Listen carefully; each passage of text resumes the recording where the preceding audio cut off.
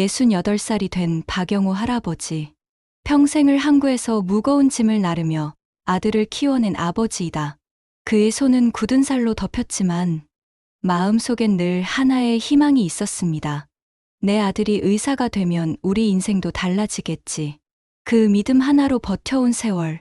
하지만 아들이 성공한 순간부터 부모와 자식 사이의 거리는 점점 멀어지기 시작합니다. 지훈아, 어머니가 많이 아프다. 제발 한 번만 와주라.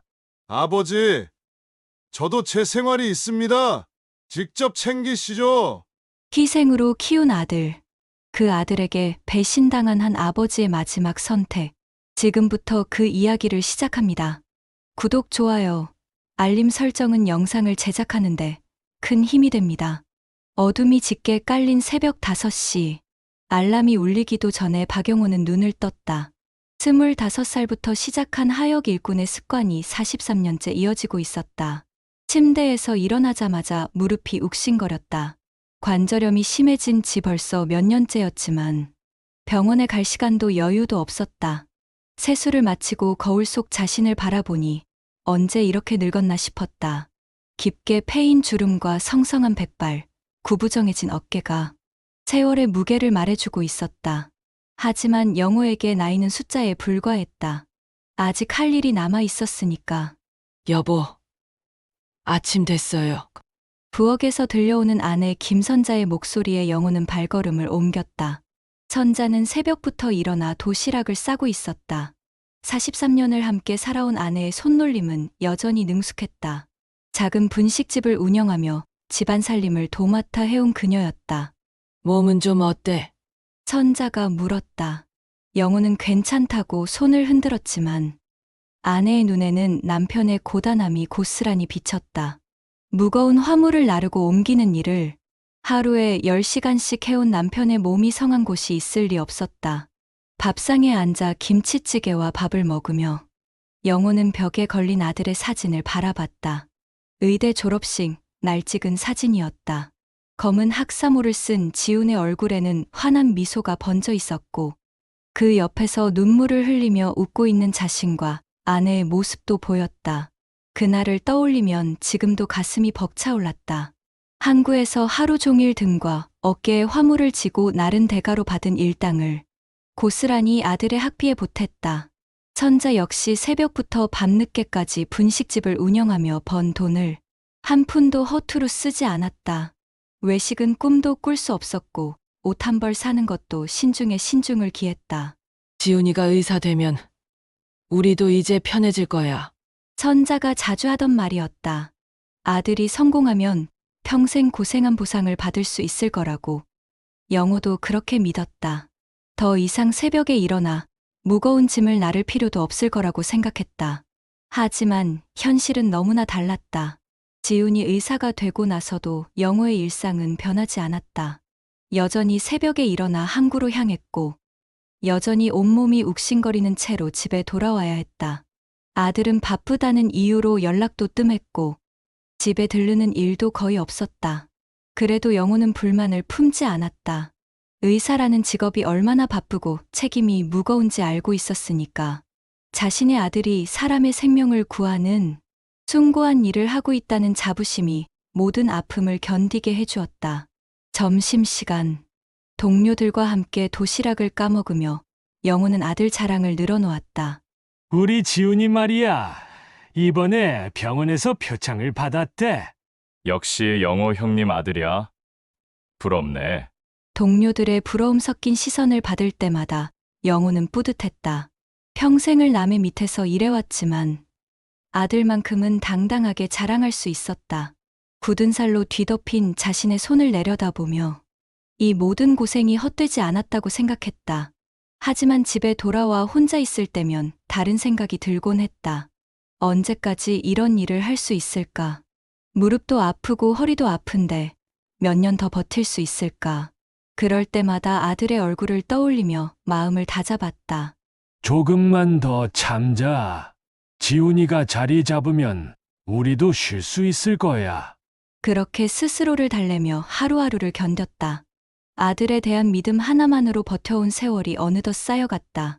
자신이 키운 아들이 어떤 선택을 하게 될지, 그리고 그 선택이 자신의 남은 인생을 어떻게 바꿔놓을지를 영호는 아직 몰랐다. 지훈이 의대를 졸업하고 레지던트 과정을 거쳐 정식 의사가 된 것은 영호에게 인생 최고의 순간이었다. 하지만 더 큰 기쁨이 기다리고 있었다. 아들이 결혼을 하겠다고 했을 때였다.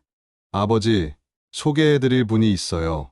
오랜만에 집에 들른 지훈이 조심스럽게 꺼낸 말이었다. 영호와 선자는 서로를 바라보며 환한 미소를 지었다. 30대 중반이 된 아들이 드디어 짝을 찾았다는 사실이 무엇보다 기뻤다. 아들이 결혼을 하겠다고 소개시켜 준 사람은 같은 병원에서 근무하는 간호사였다. 며느리가 될 아이의 이름은 이서연. 첫 만남에서부터 영호 부부는 그녀가 마음에 들었다. 단정한 외모에 예의 바른 말투, 그리고 무엇보다 지훈을 바라보는 눈빛에서 진실한 사랑을 느낄 수 있었다. 결혼 준비가 본격적으로 시작되자 영호는 평생 모은 돈을 털어 신혼집을 마련해주기로 결심했다. 적금 통장의 마지막 잔액까지 빼내고 그래도 부족한 금액은 집을 담보로 대출을 받았다. 총 5억 원이라는 거액이었지만 아들을 위해서라면 아깝지 않았다. 서울의 새 아파트는 영호가 평생 살아본 집과는 차원이 달랐다. 넓은 거실과 깔끔한 인테리어, 층고가 높은 천장까지 아들이 이런 곳에서 살게 된다는 것만으로도 뿌듯했다. 자신이 평생 누려보지 못한 것들을 아들은 당연하게 누리게 될 것이었다. 계약서에 도장을 찍으며 영호는 지훈에게 말했다. 언젠가 우리가 힘들어지면 곁에 있어주면 좋겠어. 지훈과 서연은 당연하다는 듯이 고개를 끄덕였다. 그때의 그들은 진심이었을 것이다. 영호도 그렇게 믿었다. 부모가 자식을 위해 모든 것을 내어주듯 자식도 부모가 필요할 때 옆에 있어줄 거라고 굳게 믿고 있었다.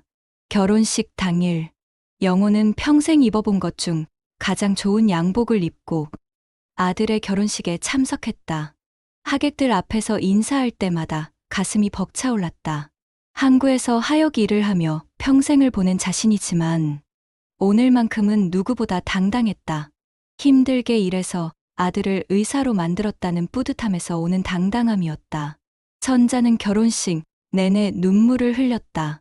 기쁨의 눈물이기도 했지만 한편으로는 아들을 완전히 보내야 한다는 서운함도 있었다. 그동안 모든 것을 아들 중심으로 살아왔는데 이제는 며느리라는 새로운 가족이 우선이 될 것이었다. 결혼 후 처음 몇 달은 평온했다. 지훈과 서연은 일주일에 한 번씩은 부모님 댁에 들렀고 명절이면 함께 시간을 보냈다. 영호는 이런 일상이 계속될 거라고 믿었다. 아들이 바빠도 가족은 여전히 소중하게 여길 거라고. 하지만 아들 내외의 변화는 서서히 시작됐다. 일주일에 한 번 오던 것이 2주일에 한 번이 되고 2주일에 한 번이 한 달에 한 번이 됐다. 최근에는 반년 동안 얼굴 한 번을 볼 수 없었다. 전화 통화도 점점 줄어들었다. 지우는 항상 바쁘다고 했고 서연도 자신의 일이 있다며 양해를 구했다. 영호는 아들 내외에게 서운했지만 이해하려 노력했다. 젊은 부부에게는 자신들만의 시간이 필요하다는 것을 알고 있으니까. 특히 의사라는 직업의 특성상 불규칙한 스케줄을 소화해야 한다는 것도 알고 있었다. 하지만 마음 한구석에서는 서운함이 자라나고 있는 것은 어쩔 수 없었다. 어느 날 선자가 무릎이 아프다고 하소연했다. 계단을 오르내리기도 힘들 정도로 아프다고 해서 병원에 가보자고 했다. 영호는 당연히 지훈에게 연락을 취했다. 아들이 의사이니 어머니의 상태를 정확히 진단해 줄 수 있을 거라고 생각했다. 하지만 지훈의 반응은 예상과 달랐다. 자신은 정형외과가 아니라서 정확한 진단을 내리기 어렵다고 했다. 그리고 요즘 병원 일이 너무 바빠서 시간을 내기가 힘들다고 덧붙였다.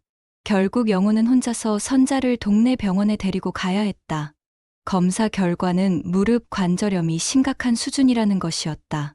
수술이 필요할 수도 있다는 의사의 말에 영호는 다시 지훈에게 연락했다. 이번에는 어머니의 수술 문제였으니까 아들이 나서서 도와줄 거라고 기대했다. 그러나 현실은 또다시 영호의 기대를 배신했다. 지훈은 환자가 많아서 시간을 낼 수 없다고 했고 서연 역시 자신들도 바쁜 생활을 하고 있다며 거리를 두었다. 결혼 초기에 다정했던 모습은 온데간데 없었다. 영호는 그때 처음으로 깨달았다. 아들이 정말로 변했다는 것을. 그리고 자신들이 아들에게 더 이상 우선순위가 아니라는 것을. 하지만 아직도 마음 한편에는 희망이 남아 있었다. 아들이 언젠가는 다시 예전처럼 돌아올 거라고 믿었다. 아들이 결혼한 지 1년 후, 영호와 선자는 명절이 다가올 때마다 마음이 무거워졌다. 예전에는 명절 준비를 하면서도 아들이 집에 온다는 기대감으로 설렜지만, 이제는 과연 올까 하는 불안감이 앞섰다. 추석 연휴 일주일 전, 영호는 지훈에게 전화를 걸었다. 선자가 며칠째 명절 음식 준비를 하고 있다며 언제쯤 올 수 있는지 물어봤다. 지훈의 대답은 예상했던 대로였다. 아버지, 죄송한데 이번 추석에는 병원 당직이 있어서 못 갈 것 같아요. 당직이라는 말에 영호는 더 이상 뭐라고 할 수 없었다. 환자들을 돌봐야 하는 의사의 숭고한 사명을 누가 막을 수 있겠는가. 하지만 마음 한구석에서는 의심이 스멀거렸다. 정말 당직 때문일까? 아니면 다른 이유가 있는 걸까? 며칠 후 동네 아는 사람을 통해 들은 이야기에 영호는 충격을 받았다. 지훈 부부가 추석 연휴에 제주도로 여행을 간다는 소문이었다. 서연의 친구가 SNS에 올린 글을 봤다는 것이었다. 영호는 그 말을 믿고 싶지 않았다. 아들이 부모에게 거짓말을 할 리가 없다고 생각했다. 하지만 추석 당일, 혹시나 하는 마음에 지훈의 병원에 전화를 걸어봤다. 당직실로 연결해달라고 했더니 담당자는 그날 당직 의사 명단에 지훈의 이름이 없다고 했다. 그 순간 영호의 가슴이 무너져 내렸다. 아들이 자신에게 거짓말을 한 것이었다. 선자는 정성껏 준비한 차례상을 바라보며 눈물을 흘렸다. 송편과 나물, 전을 하나하나 정성스럽게 만들었지만 정작 함께 먹을 사람은 없었다. 영호는 아무 말 없이 아내의 어깨를 토닥여줬다. 자신도 마음이 아팠지만 아내를 위로해야 했다. 그 이후로도 지훈의 핑계는 계속됐다. 설날에는 처가 어른들을 뵈러 가야 한다고 했고, 어버이날에는 학회 참석으로 바쁘다고 했다. 심지어 영호의 생일에도 응급수술이 있다며 참석하지 않았다. 매번 그럴듯한 이유였지만 영호는 점점 확신하게 됐다. 아들이 의도적으로 거리를 두고 있다는 것을. 가장 충격적인 순간은 선자가 무릎 수술을 받게 됐을 때였다. 관절염이 악화돼 더 이상 미룰 수 없는 상황이었다. 영호는 지훈에게 여러 차례 연락했다. 어머니의 수술이니 당연히 아들이 나서서 도와줄 거라고 생각했다. 하지만 지훈의 반응은 냉담했다. 자신은 해당 분야 전문의가 아니라서 직접 도울 수는 없고, 요즘 병원 일이 너무 바빠서 시간을 낼 수 없다고 했다. 심지어 수술 당일에도 나타나지 않았다. 영호는 홀로 수술실 앞에서 기다리며 손을 비비고 있어야 했다. 수술은 성공적으로 끝났지만 회복 과정이 순탄치 않았다. 선자는 몸을 제대로 가누지 못했고 화장실 가는 것조차 도움이 필요했다.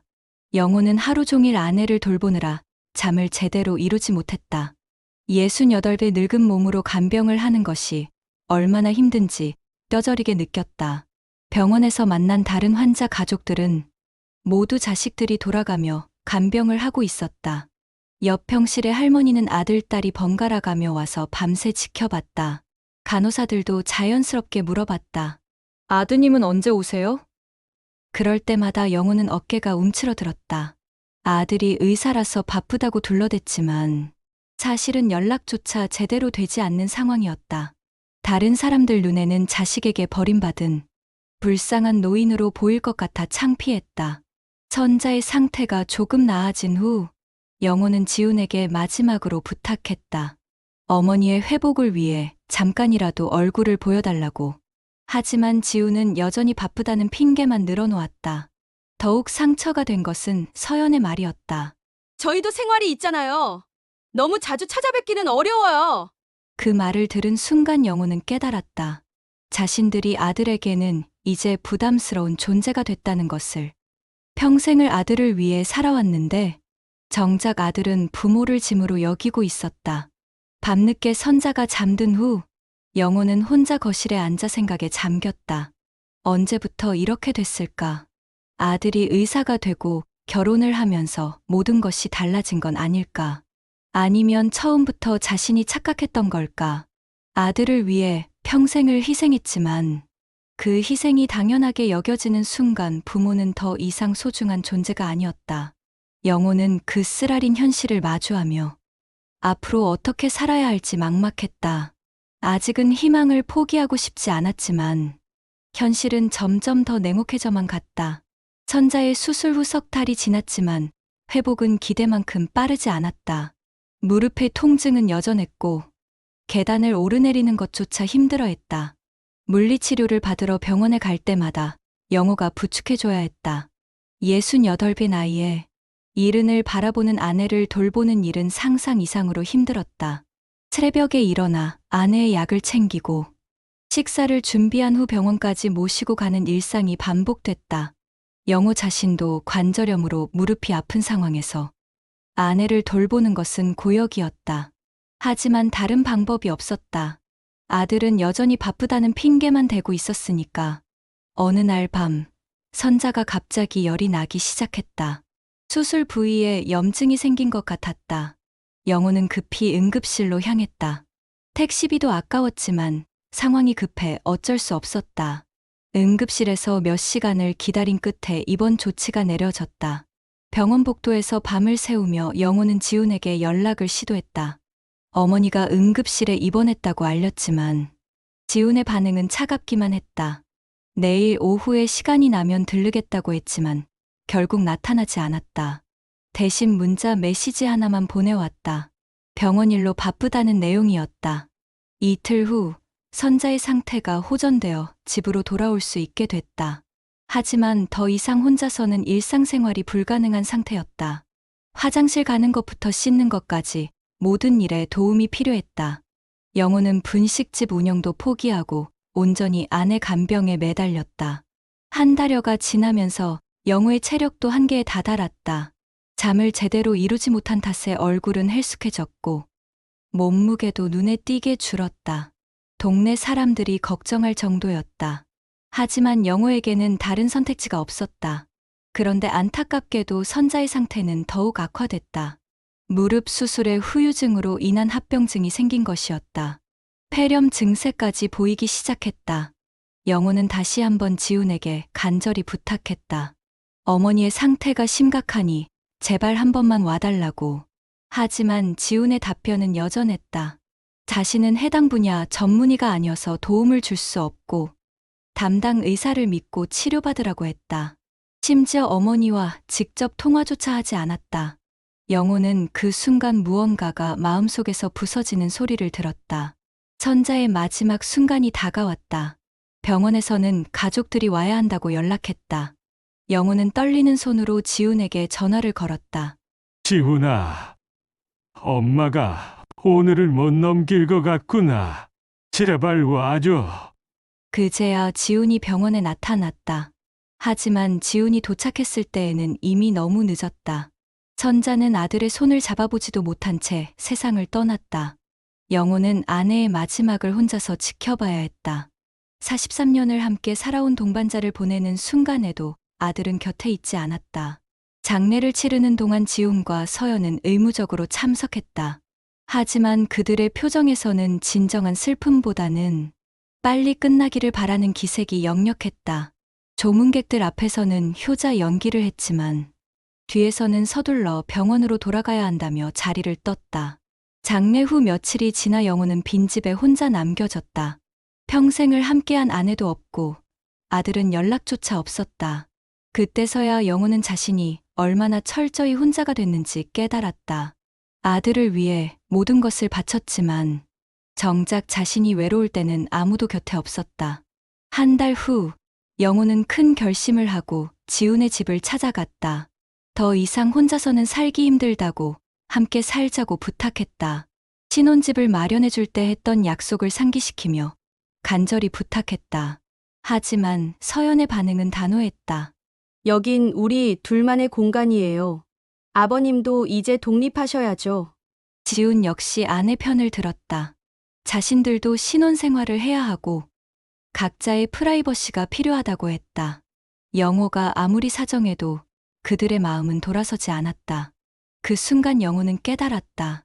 자신이 평생을 바쳐 키운 아들이 더 이상 자신의 아들이 아니라는 것을, 혈육의 정보다 자신들의 편의가 더 중요한 사람들이라는 것을. 신혼집을 마련해줄 때의 그 감사한 표정들은 모두 거짓이었다. 집으로 돌아가는 길에 영호의 마음속에서는 분노가 치밀어 올랐다. 동시에 깊은 상실감과 배신감이 몰려왔다. 평생을 자식을 위해 희생했는데 이런 대접을 받아야 하는가? 아내가 죽어가는 순간에도 곁에 있지 않았던 아들에게 더 이상 무엇을 기대할 수 있겠는가? 그날 밤, 영호는 잠을 이루지 못했다. 마음속에서는 복수심과 원망이 뒤섞여 끓어올랐다. 하지만 한편으로는 마지막까지 아들을 믿고 싶은 마음도 있었다. 아직은 돌이킬 수 있는 기회가 있을 거라는 일말의 희망을 품고 있었다. 하지만 현실은 너무나 명확했다. 아들은 이미 자신의 인생에 부모를 버린 지 오래였다. 지훈의 집에서 거절당한 후 일주일 동안 영호는 잠을 제대로 이루지 못했다. 분노와 서러움이 교차하며 가슴을 짓눌렀다. 평생을 바쳐 키운 아들에게서 이런 냉대를 받을 줄은 꿈에도 생각하지 못했다. 아내가 세상을 떠난 후 더욱 깊어진 외로움 속에서 마지막 희망마저 사라진 기분이었다. 하지만 며칠이 지나면서 영호의 마음속에 다른 감정이 자리 잡기 시작했다. 체념이 아닌 오히려 차가운 분노였다. 그동안 참고 견뎌왔던 모든 것들이 한꺼번에 떠올랐다. 신혼집을 마련해주기 위해 평생 모은 돈과 집까지 담보로 잡혔던 그날, 그때 지훈이 했던 약속들. 영호는 서랍에서 부양계약서를 꺼내 다시 읽어봤다. 법무사 사무실에서 작성한 정식 문서였다. 아들이 결혼하면서 부모를 부양하겠다는 조건으로 주택 자금을 지원받았다는 내용이 명시되어 있었다. 당시에는 형식적인 서류라고 생각했지만 이제는 마지막 보루가 될 수 있을 것 같았다. 동네 법무사 사무실을 찾아간 영호는 자신의 상황을 자세히 설명했다. 법무사는 서류를 검토한 후 소송 가능성에 대해 조심스럽게 의견을 제시했다. 부양 의무 불이행과 증여 계약 위반을 근거로 소송을 제기할 수 있다고 했다. 다만 가족 간의 문제라 쉽지 않은 과정이 될 거라고 경고했다. 영호는 일주일간 고민했다. 아들을 법정에 세운다는 것이 얼마나 큰 결단인지 알고 있었다. 하지만 더 이상 참을 수 없었다. 지훈이 보여준 냉혹함과 배신감이 부정적 결심을 굳혔다. 아들이 먼저 가족의 울타리를 박차고 나간 것이었다. 소송 준비 과정에서 영호는 그동안의 모든 기록을 정리했다. 신혼집 구입 계약서, 대출 서류, 부양 계약서는 물론이고 지훈의 무관심을 보여주는 증거들도 모았다. 선자의 수술 당시 병원 기록, 응급실 입원 당시의 문자 메시지, 장례식장에서의 행동까지 하나하나 기억을 되살려 정리했다. 가장 힘든 것은 주변 사람들의 시선이었다. 소송 소식이 알려지자 동네 사람들은 수군거리기 시작했다. 어떤 이는 영호의 편을 들어줬지만 어떤 이는 부모가 자식을 법정에 세우는 것은 너무 심하다고 비판했다. 하지만 영호는 흔들리지 않았다. 이미 선택의 여지가 없었다. 재판이 시작되자 지훈과 서연의 태도는 더욱 적대적으로 변했다. 그들은 최고 잘나가는 변호사를 선임하고 영호의 주장을 정면으로 반박했다. 부양계약서는 형식적인 것이었고 자신들도 나름대로 부모를 섬겨왔다고 주장했다. 특히 영호가 먼저 무리한 요구를 했다며 오히려 피해자인 것처럼 행동했다. 첫 번째 공판에서 지훈은 법정에서 아버지와 눈도 마주치지 않았다. 그 모습을 보며 영호는 이제 정말로 아들을 잃었다는 것을 실감했다. 하지만 후회하지 않았다. 이미 아들은 오래전에 자신을 버렸으니까. 재판 과정은 길고 고통스러웠다. 가족의 사적인 일들이 법정에서 공개되고 언론의 관심까지 끌게 됐다. 효도 소송이라는 제목으로 신문에 실리기도 했다. 영호는 그런 관심이 부담스러웠지만 이제 와서 물러설 수는 없었다. 몇 차례의 공판을 거치며 사실관계가 명확해졌다. 영호가 아들의 신혼집을 위해 전 재산을 투입했다는 것, 부양 계약서가 실제로 존재한다는 것, 그리고 지훈이 부모의 어려움을 외면해왔다는 것이 법정에서 입증됐다. 지훈 측에서는 마지막까지 합의를 제안했다. 월 일정 금액을 생활비로 지급하겠으니 소송을 취하하라는 것이었다. 하지만 영호는 거절했다. 이제는 돈의 문제가 아니었다. 아들이 저질러온 배신에 대한 정당한 대가를 치르게 하고 싶었다. 마침내 판결이 나왔다. 법원은 영호의 손을 들어줬다. 부양 계약서의 효력을 인정하고 지훈이 부양 의무를 제대로 이행하지 않았다는 판단을 내렸다. 따라서 증여받은 아파트를 반환하라는 판결이었다. 판결문을 들으며 영호는 복잡한 감정에 휩싸였다. 승소의 기쁨보다는 씁쓸함이 더 컸다. 법적으로는 이겼지만 아들과의 관계는 영영 회복할 수 없게 됐다. 하지만 이것이 최선의 선택이었다고 스스로를 달랬다. 지훈은 판결 후 며칠 만에 짐을 빼고 아파트를 떠났다. 영호에게 한마디 인사도 없었다. 서연 역시 마지막까지 원망스러운 눈빛으로 시아버지를 바라봤다. 그들에게 영호는 이제 원수나 다름없었다. 아파트에 혼자 남은 영호는 넓고 쓸쓸한 공간을 바라봤다. 승리했지만 기쁘지 않았다. 하지만 후회하지는 않았다. 평생 희생만 하며 살다가 마지막에라도 자신의 권리를 찾았다는 생각이 들었다. 창밖을 바라보며 영호는 깨달았다. 부모의 사랑도 때로는 단호해야 한다는 것을. 무조건적인 희생과 헌신이 오히려 자식을 버릇없게 만들 수도 있다는 것을.